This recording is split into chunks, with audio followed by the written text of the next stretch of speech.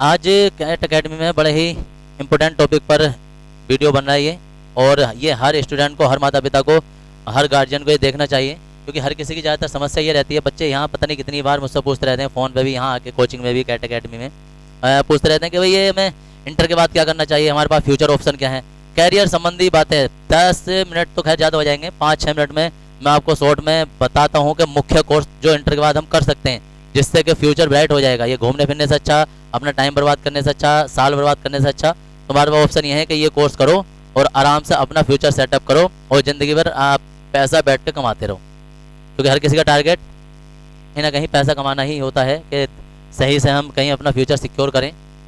तो इसलिए आज का वीडियो ज़रूरत से ज़्यादा ही इंपॉर्टेंट है, इसे हर कोई ध्यान से देखे। किसी सिर्फ स्टूडेंट के लिए नहीं है, स्टूडेंट के किसी के भाई के लिए भी हो सकता है, उसके पेरेंट्स के लिए भी हो सकता है, उसके किसी रिश्तेदार के लिए हो सकता है, वो उसे कैसे गाइडेंस कर सकता है, बड़े ही डीपली तरीके से मैं बता रहा हूँ। और ज़्यादातर मोस्टली जितने भी कोर्स अवेलेबल हैं वो सब बताने की कोशिश कर रहे हैं, वरना कोर्स तो इतने के बोर्ड पे भी नहीं आएंगे। लेकिन हम खास मुख्य कोर्स जो कि आसानी से उपलब्ध मार्केट में हो जाते हैं, हम उन कोर्सों की बात करते हैं। देखो, स्ट्रीम बांट दी गई है, नई शिक्षा नीति में तो स्ट्रीम खत्म हो गई है, लेकिन हमारे पास 3 स्ट्रीम होती हैं, और वो 3 स्ट्रीम क्या हैं? वो 3 स्ट्रीम है साइंस, आर्ट और कॉमर्स।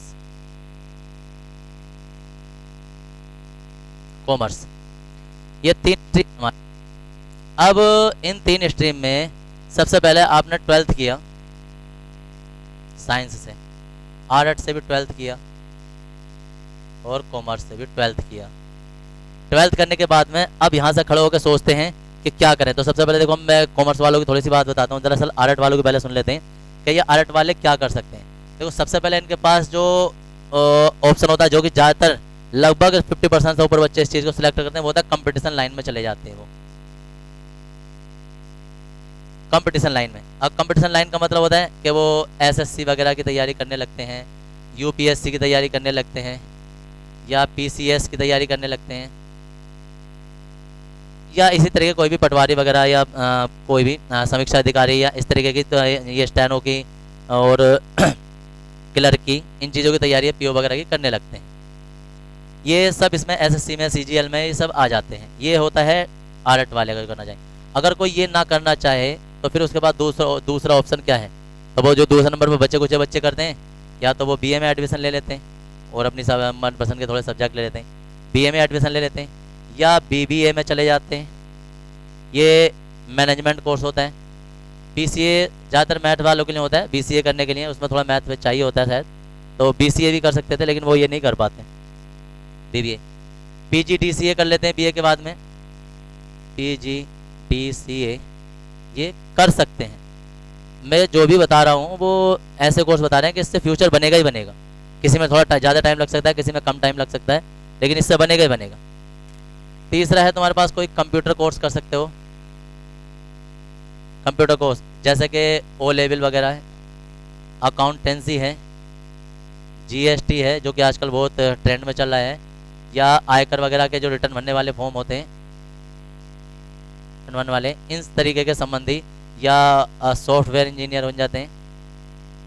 सॉफ्टवेयर, हार्डवेयर, टैली, ये सब कंप्यूटर कोर्स हैं जो कि खास कर ये लोग जो भी लोग करेंगे, इसमें बहुत जल्दी फ्यूचर सिक्योर हो जाता है। बहुत जल्दी, 1 साल 2 साल के कोर्स होते हैं, ये फटाफट नौकरी लग जाती है 15-20 हज़ार की, उसके बाद बढ़ती ही बढ़ती रहती है।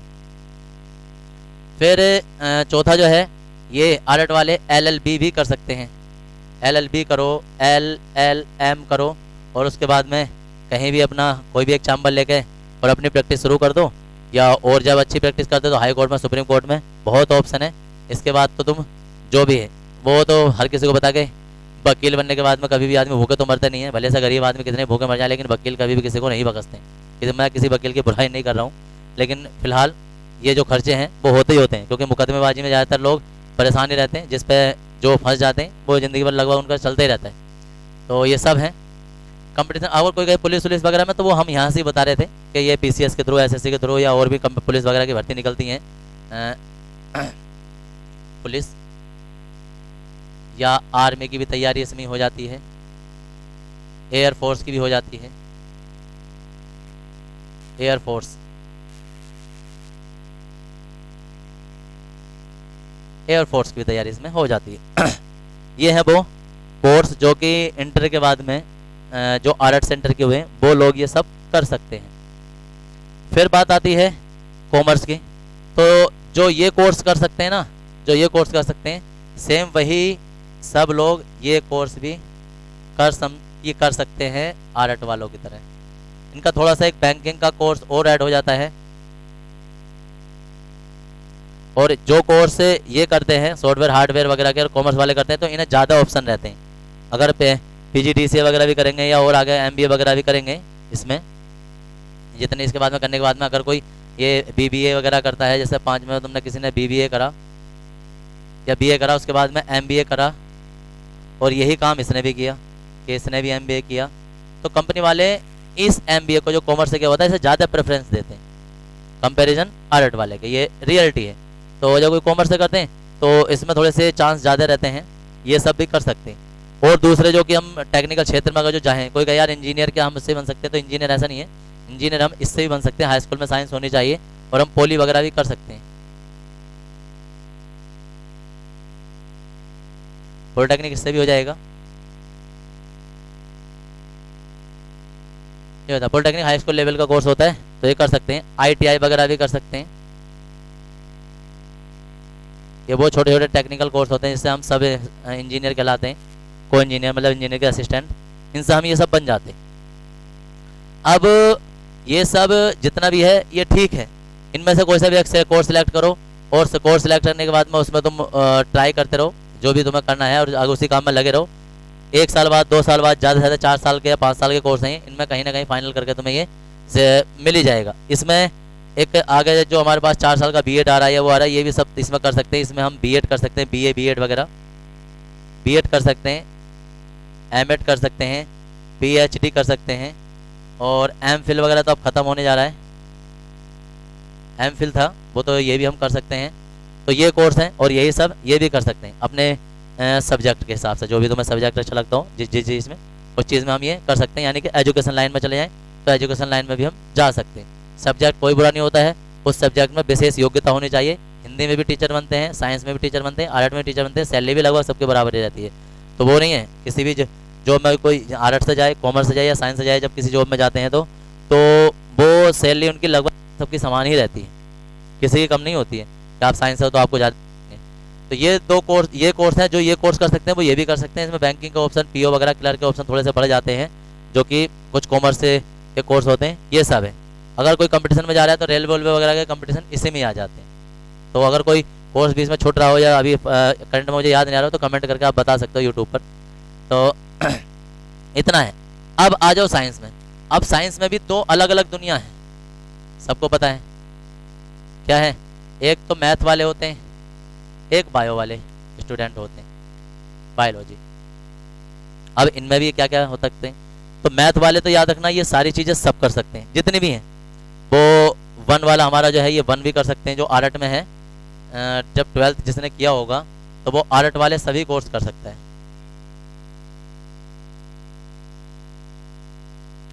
वाले सभी कोर्स कर सकता है और बायो वाला भी आर्ट वाले सभी कोर्स कर सकता है। आर्ट वाले सभी कोर्स मैथ सब्जेक्ट को छोड़कर, इसमें कुछ मैथ की रिक्वायरमेंट आ जाती है तो वो मैथ वाले सब्जेक्ट को छोड़कर ये हमारे पास इसमें आ जाता है। अब इतना करने के बाद में आर्ट वाली ये संभाले, ये जितने भी हमारे कोर्स थे, पहला, दूसरा, तीसरा, चौथा, 5वां, ये 6वां, 7वां, 8वां, ये सब आर्ट वाले कोर्स हैं जो हमने इसमें नंबर डाल रखे। अब इसके बाद ये और क्या कर सकते हैं, यहाँ से इनकी एक अलग दुनिया शुरू होती है मैथ वालों की। तो ये सबसे पहले तो JEE कर सकते हैं, JEE कर सकते हैं। अब JEE के थ्रू जो है वो BTech वगैरह होते हैं, BTech कर सकते हैं, आगे चल के MTech कर सकते हैं, गेट वेट के एग्ज़ाम होते हैं उसमें ये कर सकते हैं।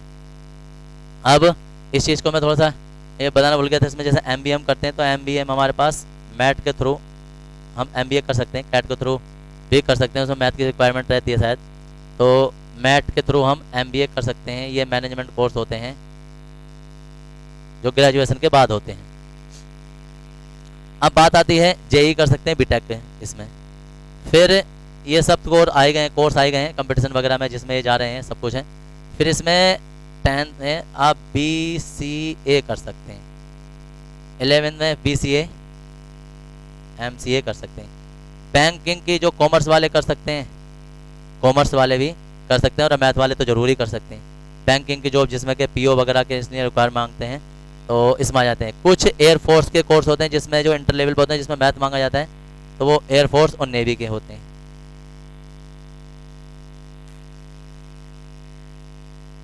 नेवी ये मैथ वाले बच्चे कर सकते हैं। फिर बात आती है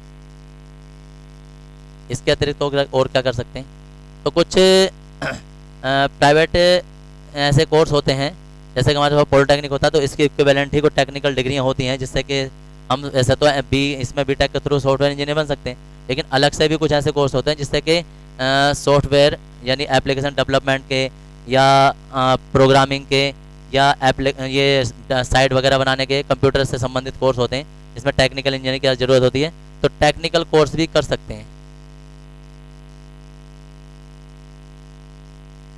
याद रखना मैथ वाले ज़्यादातर करते हैं टेक्निकल, जिसमें साइट डेवलपमेंट करना होता है, एनिमेशन लगाने होते हैं, ये करने को तो ये भी कर सकते हैं, लेकिन इसमें किसी किसी में टेक्निकल चीज़ें आ जाती हैं, तो ज़्यादातर मैथ वाले ही इन्हें ज़्यादा सिलेक्ट करते हैं ऐसे कोर्सों को।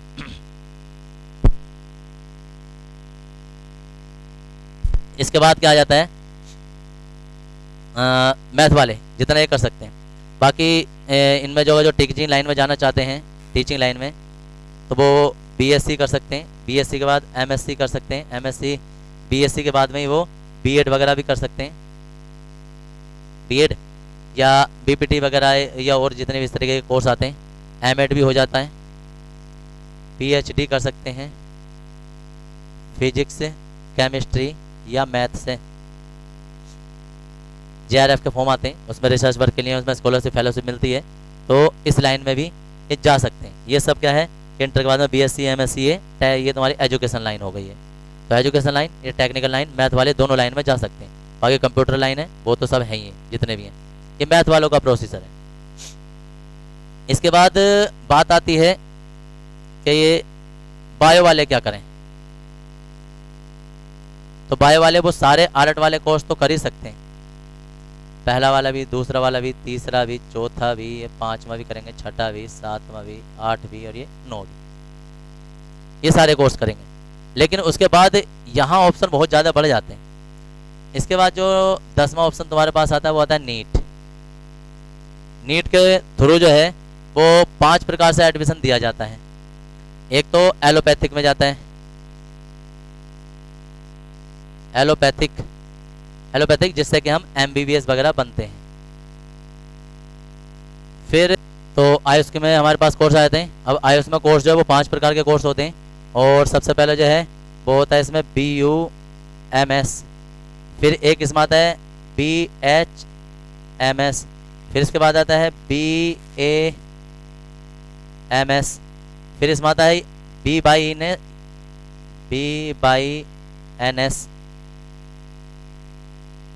BYNS और फिर आता है सिद्धा।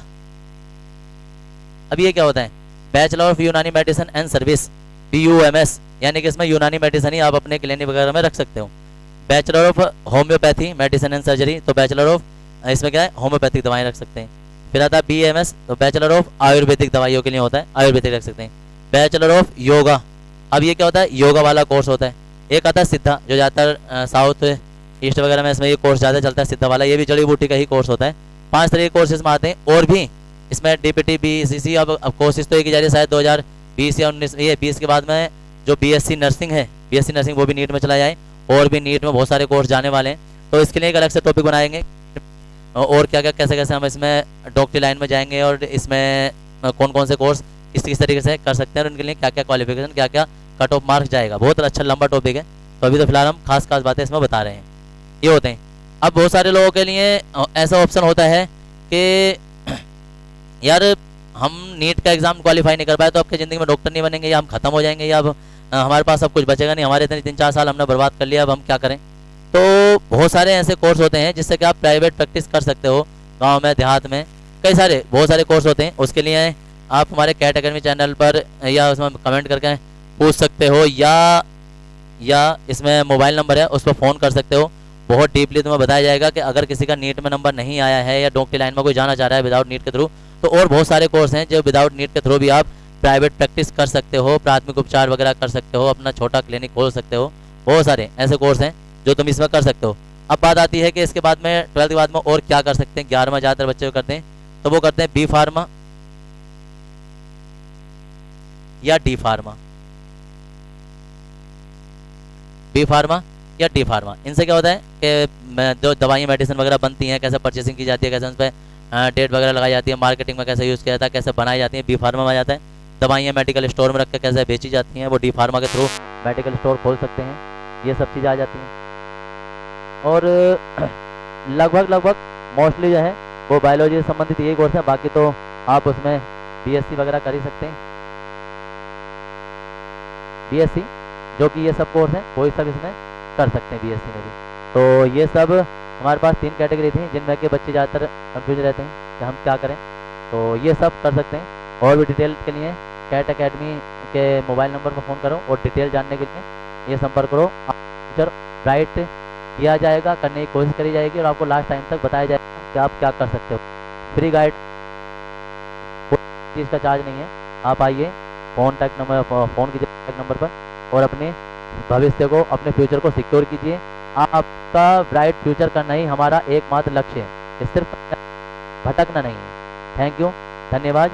और जितने भी ये वीडियो आप को कुछ भी अगर तुम्हारे काम के ठीक है, तुम्हारे काम के नहीं है, तो आगे अपने फ्रेंड को या किसी को भी फॉरवर्ड करो, सेंड करो और उनसे रिक्वेस्ट करो, देखें ये। और अपने और भी जानने वाले जो हैं इस वीडियो में ऐसे लाइक करो, कमेंट करो और जो जो जानकार हैं उनको शेयर करो। जो भी कोई इसमें कोई कोर्स वगैरह रह गया हो कमेंट में नीचे बता सकते हो। मैंने ज़्यादातर कोशिश की है कि सभी कोर्स आ जाएँ, लेकिन देख लेना और भी अगर जाए तो मुझे बता सकते हो।